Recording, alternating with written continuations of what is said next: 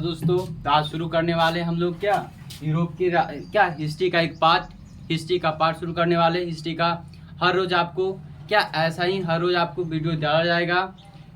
History का chapter 1 क्या है? चैप्टर 1 देखिए, चैप्टर 1 है यूरोप का राष्ट्रवाद। क्लास किसे? Class 10th। क्लास क्या माँ? क्लास 10th का है। ये किसका है? क्लास 10th का फर्स्ट पार्ट 1। देखिए पार्ट 1 यानी कि क्या लेसन 1 है यूरोप का राष्ट्रवाद। इसे आपको इसका 10 इंपॉर्टेंट VVI क्वेश्चन कितना 10, आपको ये तो 13 है ना, लेकिन हर रोज आपको 10 ही मिलेगा। 10 VVI जो क्या हर वर्ष पूछा जाने वाला, क्या हर वर्ष पूछा जाने वाला है। देखिए एक बच्चा है, उसे क्या उसे हिस्ट्री का चैप्टर 1 खत्म कर दिया गया है और उसे क्या क्वेश्चन पूछा जा रहा है। देखिए बताओ आदित्य, बताओ ये बताओ, आपको हिस्ट्री का खत्म कर दिया गया था या नहीं? यस भैया। चलो खत्म कर दिया गया। बताओ पहला चैप्टर है क्या, पहला क्वेश्चन है नेपोलियन संहिता किस वर्ष लागू की गई थी? लिख के बताएगा या फिर आप क्या मौखिक बताएगा? लिख कर बताएंगे। बताओ चलो। नेपोलियन संहिता किस वर्ष लागू हुआ? तो हमारा जो पहला आंसर होगा सर 1804 में। 1804। चलो सही है। देखो नेपोलियन जो संहिता था, नेपोलियन संहिता 1804 में लाया गया था। इसमें 5 कोड था। कितने कोड था? 5 कोड था। अरे नेपोलियन संहिता जो था ये नेपोलियन बोनापार्ट द्वारा लाया गया था। किसके द्वारा? नेपोलियन बोनापार्ट द्वारा लाया गया था। चलिए अगला क्वेश्चन है कि फ्रांस में किस राजवंश की शासन था? फ्रांस में किस राजवंश की शासन था? बताओ आदि। बोर्बो राजवंश।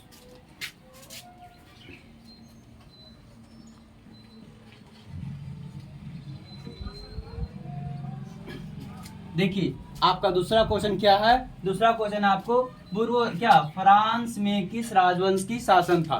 देखो फ्रांस में बुर्बो राजवंश की शासन था, जो आपको क्या जब यूरोप में राष्ट्रवाद हुआ तो इसके बाद फिर हट गया था। ये इन्हें क्या खत्म कर दिया गया था। लेकिन जब फिर क्या कांग्रेस वियना कांग्रेस आया तो पुनः पुरानी नीतियों की वजह से पुनः इसे लागू कर दिया गया, पुनः इसे आ गया था। तो क्या बोला? फ्रांस में किस राजवंश की शासन था? तो आपको बताया है क्या बुर्बो राजवंश। सही बताया है। अगला क्वेश्चन बोला गया वियना कांग्रेस। कौन सा? वियना कांग्रेस कब आया, कब हुआ था? ही ना, वियना कांग्रेस कब हुआ था? बताओ आदित्य, कब हुआ था? 1815। देखिए आपको कहा गया क्या वियना कांग्रेस, तो वियना कांग्रेस जो था आपको 1815 में हुआ था। इसमें क्या, इसमें जो पुरानी नियम लाया गया था नेपोलियन बोनापार्ट द्वारा, इसे खत्म करके और पुरानी नीतियों को फिर से चालू किया गया था या फिर से शुरू किया गया था। किसके द्वारा?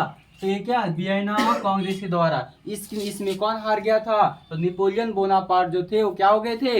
हार गए थे, जिसके वजह से पुरानी नीतियों क्या हो गया था, नए नीतियां जो लाया था कौन? नेपोलियन बोनापार्ट जो नई नीति लाया था वो खत्म हो गया और पुरानी नीतियों जो था राजवंश वाला वो पुनः क्या हो गया? स्टार्ट हो गया। ये कब हुआ था ऐसा? 1815 में। कब हुआ था? 1815 में। अगला क्वेश्चन है 1830 के बाद फ्रांस में किस प्रकार का शासन आया था? क्या लिखा गया?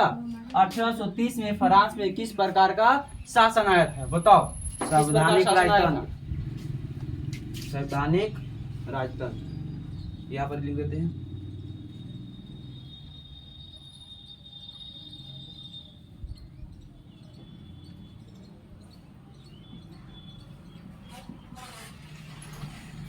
देखिए क्या कहा गया कि 1830 के बाद फ्रांस में किस प्रकार की शासन आया था? तो आपको बताया गया क्या संवैधानिक राजतंत्र। देखिए यूरोप में 2 बार हुआ, यूरोप में जो क्रांति हुई 2 बार हुआ, एक 30 में हुआ, एक 48 में हुआ, और दोनों बार जो हुआ वो फ्रांस से ही शुरू हुआ। तो इसमें जब 30 में हुआ तो ये पुरानी जो नीति था उसे खत्म कर दिया गया और इसे पुनः नया नीति जो लाया जिसे क्या कहा गया? संवैधानिक राजतंत्र शुरू हुआ। क्या फ्रांस में क्या शुरू हुआ? 1830 के बाद संवैधानिक राजतंत्र शुरू हुआ। ठीक है, आगे अगला जो क्वेश्चन है क्या बोला? यंग यूरोप की स्थापना किसने की? यंग यूरोप की स्थापना किसने की? चलिए बताओ आदित्य, किसने किया? मेजनिक।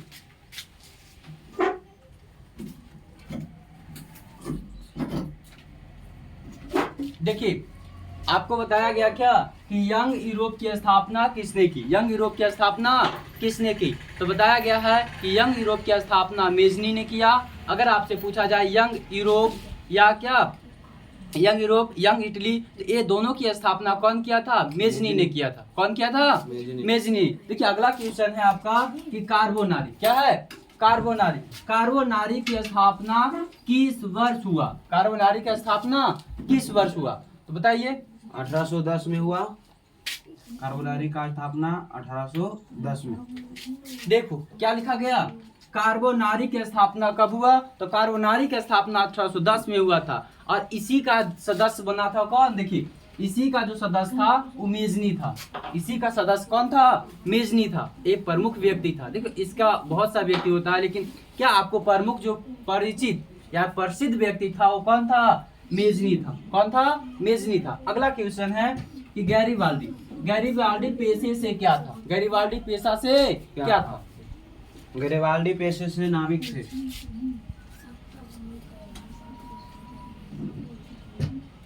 देखो क्या बोला, किसकी बात कर रहे हैं, गैरीबाल्दी का गैरीबाल्दी पेशे से क्या था, तो एक नाविक था। क्या था, एक नाविक था तथा राष्ट्रवादी व्यक्ति भी था। इन्होंने क्या, देखो इन्होंने इटली, एक देश था इटली, इटली के एकीकरण में प्रमुख भूमिका निभाया था। इसमें 3 व्यक्ति था, कौन कौन, एक था कौन, मेजनी, गैरीबाल्दी और कॉन्काबुल, 3 व्यक्ति। चलिए अगला क्वेश्चन है आपका कि इटली, इटली के एकीकरण में, इटली के एकीकरण में प्रमुख भूमिका किसने निभाया था, इटली के एकीकरण में प्रमुख भूमिका किसने निभाया था, बता दी। इटली के एकीकरण में प्रमुख भूमिका 3 व्यक्तियों ने निभाया था।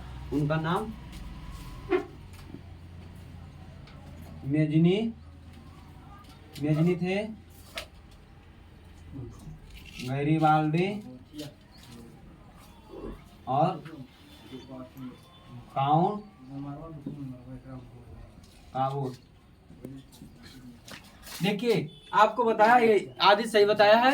कहा क्या, इटली के एकीकरण में प्रमुख कितनी भूमिका निभाया, 3 व्यक्ति निभाया। पहला था क्या, मेजनी, कॉन्ट काबुल, गैरीबाल्डी। इसी में आपको ये तीनों क्या कभी पूछता है आपको, मसीहा, तलवार, राजनीतिज्ञ, ऐसे भी पूछता है। तो ये तीनों व्यक्ति था, ठीक है। अगला क्वेश्चन है आपका कि जर्मनी, जर्मनी एवं इटली के एकीकरण के विरुद्ध कौन था। क्या बोला, जर्मनी और इटली के एकीकरण के विरुद्ध कौन था, कौन था, बताओ दी। जर्मनी और इटली के एकीकरण के विरुद्ध ऑस्ट्रेलिया था।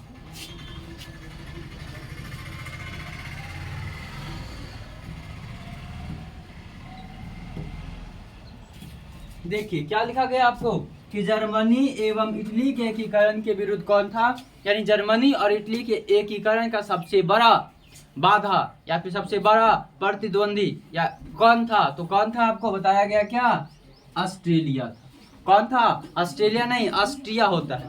कौन था, ऑस्ट्रिया होता है, ऑस्ट्रेलिया नहीं, क्या होता है, ऑस्ट्रिया होता है। देखो ऑस्ट्रेलिया, ऑस्ट्रेलिया जो है किधर पड़ता है आपको, ऑस्ट्रेलिया एक महादेश है, लेकिन वो महादेश की बात नहीं कर रहे हैं, ऑस्ट्रिया का बात कर रहे हैं, जो कहाँ है, यूरोप में। कहाँ है, यूरोप में। आपको समझ में आया, ये क्या ऑस्ट्रेलिया की बात नहीं कर रहे हैं, ऑस्ट्रिया की बात कर रहे हैं, ठीक है।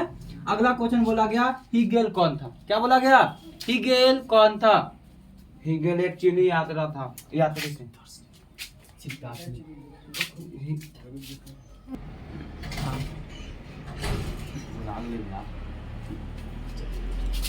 देखिए क्या बोला गया, हीगेल, हीगेल जो था वो क्या था, दार्शनिक था। और ये व्यक्ति जो चीन के था, कहाँ के था, चीन के। बोला गया हीगेल कौन था, तो एक दार्शनिक था, वो कहाँ के थे, चीन के थे, ठीक है।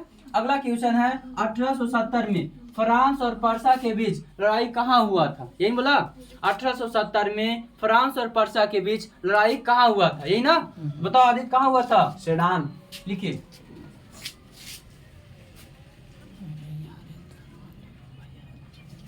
देखो क्या लिखा गया, 1870 में फ्रांस क्या, फ्रांस और पर्सा के बीच जो लड़ाई हुआ था वो कहाँ हुआ था, तो सेडान में हुआ था। कहाँ हुआ था, सेडान में हुआ था। आगे देखिए अगला क्वेश्चन है जर्मन राइन राज्य की निर्माण किसने की थी, राइन राज्य का निर्माण किसने किया था, तो देखिए बताओ आदित्य कौन किया था, नेपोलियन बोनापार्ट ने किए थे।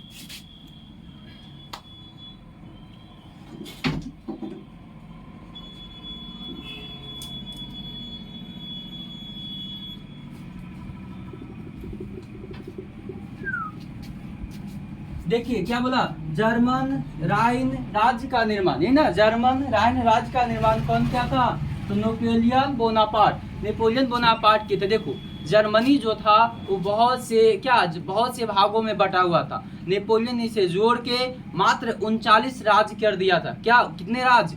39 राज्य में समेट दिया था। तो इसे जो जोड़ा था और जिसका संग्रह किया था उसका नाम क्या रखा गया था?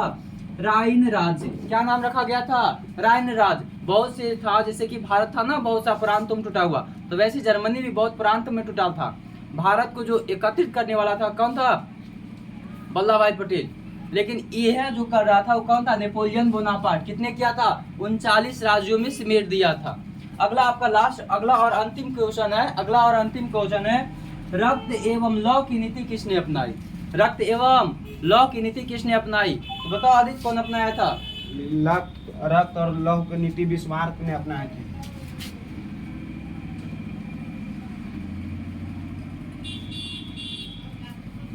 देखो क्या बोला गया, रक्त और लौ की नीति कौन अपनाया था? बिस्मार्क था। कौन था? ए बिस्मार्क व्यक्ति थे, रक्त और लौ की नीति अपनाए थे। ठीक है, तो आपको ऐसी वीडियो और चाहिए या ऐसे वीडियो आपको क्या हर बार, इसका ही पार्ट 1 है, आपको इस चैप्टर का पार्ट 2 भी आएगा, इस चैप्टर का पार्ट 2 भी आपको आएगा। ये पार्ट 1 है, इसमें कुछ और क्वेश्चन भी बच चुका है, इसे अगले पार्ट में क्लियर किया जाएगा। ठीक है, इसे अगले पार्ट में क्लियर किया जाएगा। और ऐसे वीडियो देखने के लिए चैनल को सब्सक्राइब करें, और लोगों के पास जो आपके छोटे भाई बंधु जो भी है उसके पास आप इसे क्या करें, शेयर करें, जो 10 क्लास में पढ़ रहे हैं। ठीक है, तो थैंक यू, आज के लिए इतना ही। अगले बार फिर से नए सिरे से इसी का पार्ट 2 लाया जाएगा। ठीक है, थैंक यू।